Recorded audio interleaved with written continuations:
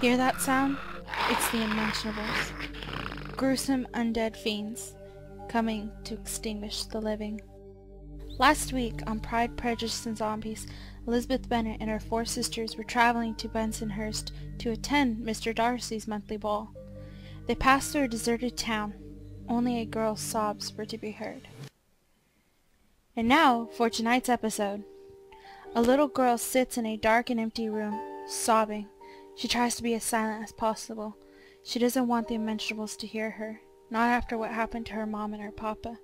Putting her hands over her ears, she tries to drown out the slapping sound of the rotten limbs crawling their way up the stairs, getting closer and closer. Suddenly, the grunting and groaning stopped, and it became silent. The young girl's mind began to work frantically. She knew she had to get out of there. She got up and made her way across the room, cringing with every sound her sworn white church shoes made. She reached up with a shaking hand and turned the doorknob. It only took the unmentionables 2 minutes to eat her and leave nothing but her bones behind. Just down the street, Elizabeth Bennet and her 4 sisters were searching for the source of the crying noises. A few houses down, 15 unmentionables came spilling out of the house. Ah, that's why the crying has ceased, thought Elizabeth. Jade, the second eldest, gasped loudly, drawing the attention of the unmentionables. As they came running, the girls withdrew their weapons, slicing through each and every one of the undead. The girls stepped into the house quietly, watching all the shadows.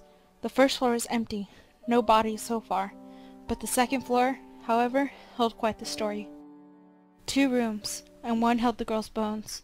Elizabeth was the first to see him.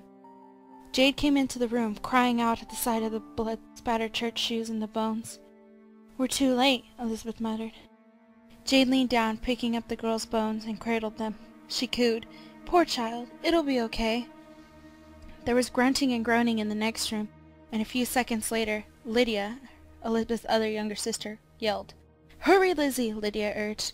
Both of the sisters rushed out into the room, and into the other to see 3 unmentionables getting up.